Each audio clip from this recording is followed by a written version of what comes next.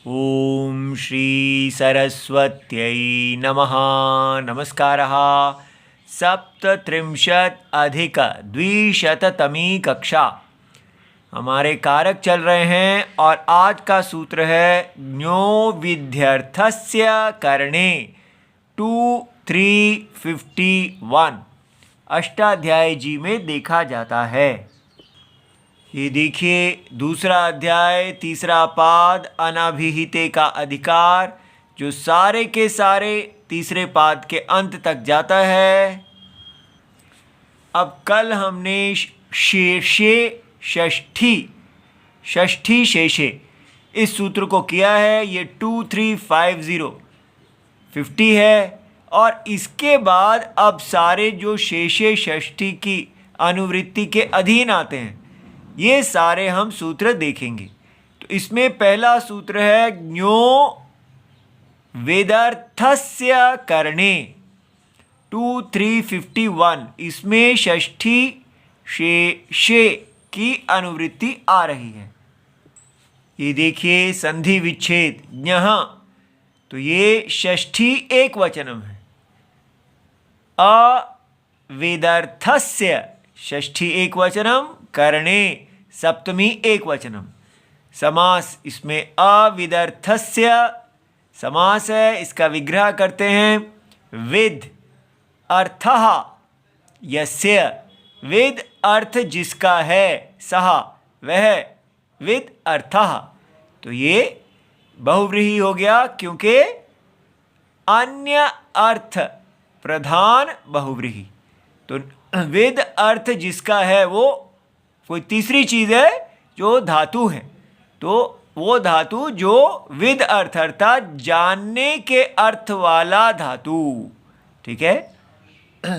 न विदर्थः अविदर्थः, तो तस्य अविदर्थस्य, तो ये नन तत्पुरुष हो गया, ठीक है। तो विदर्थः न, तो इसलिए उत्तर पद अर्थ प्रधान होने के कारण ये तत्पुरुष है और पूर्व पद नन है इसलिए नन तत्पुरुष हो गया, ठीक है। अब कौन सा वाला धातु है? क्या सारे ही वो धातु जो विद अर्थ के?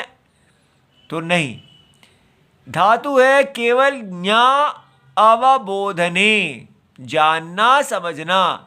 क्रियादि गण नवम गण जो है उसका परस्मय पद धातु, ठीक है, जिसके रूप चलते हैं जानाति जानीतः जानन्ति, लट लकार कर्तृ में, ठीक है।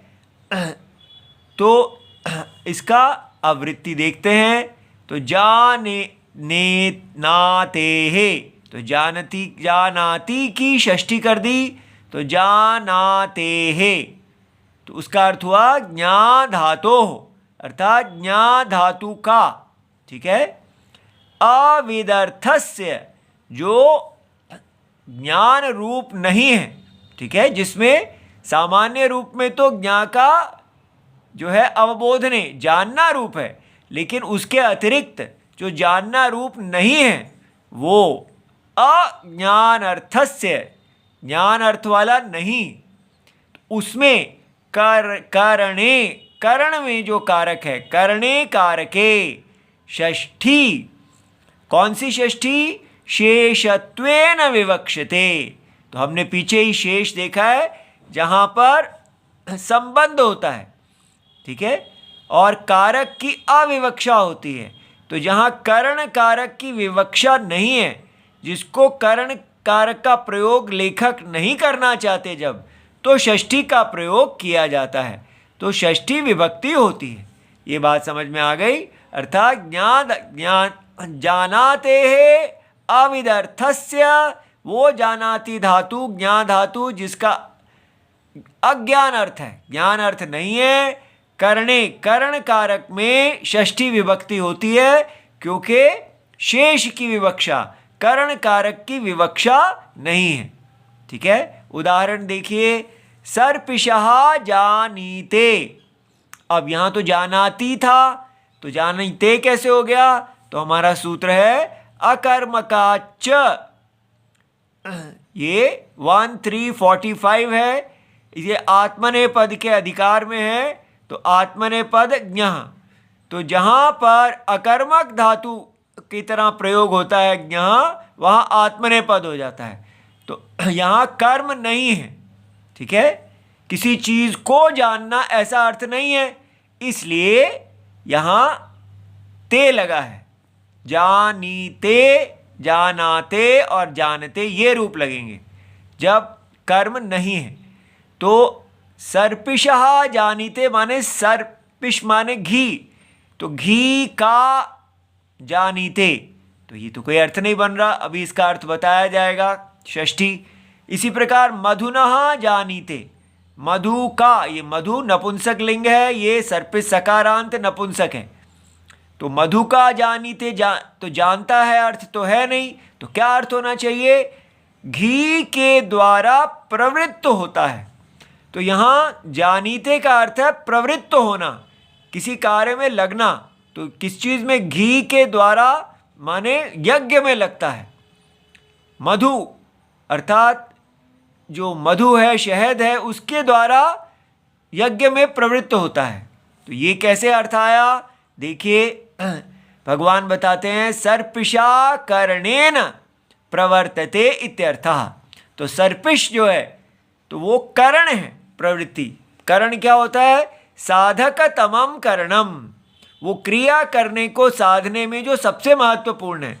तो यज्ञ की क्रिया को साधने में घी सबसे महत्वपूर्ण है, इसलिए कहा कि सर्पिषा प्रवर्तते माने सर्पिषा जानीते। तो जो तृतीया है करण नहीं लगा के षष्ठी लगा दी, ये बात समझ में आ गई। तो पहला अर्थ तो ये हो गया।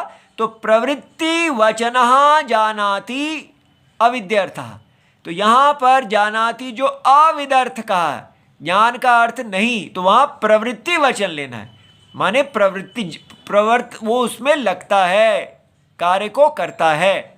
ठीक है, आगे दूसरा अर्थ वो दे रहे हैं अथवा मिथ्या ज्ञान वचनम, तो अर्थात गलत ज्ञान के कारण उसकी प्रवृत्ति होती है।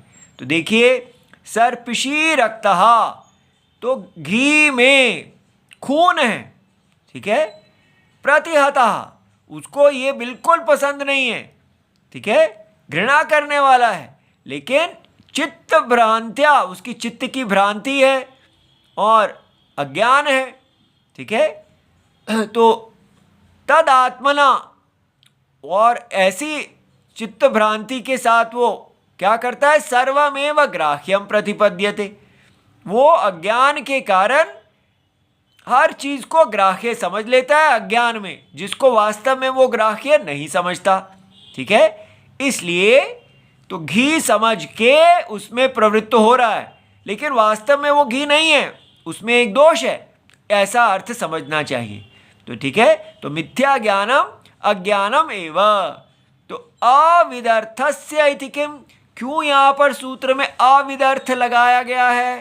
ठीक है, ये ज्ञा अविदर्थस्य वो इसलिए लगाया गया है क्योंकि अगर आप ऐसा सूत्र वाक्य बनाते हैं, स्वरेण पुत्रम जानाति, उसकी वाणी के द्वारा वो पुत्र को जान लेता है, तो ये कर सकर्मक है, इसलिए ती लगा। यहाँ पर आप षष्ठी नहीं लगाएंगे, ठीक है, यहाँ सीधा करण ही लगेगा। स्वर जो है वो करण है पुत्र को जानने में। ठीक है, इति सर्वम शिवम प्रणाम।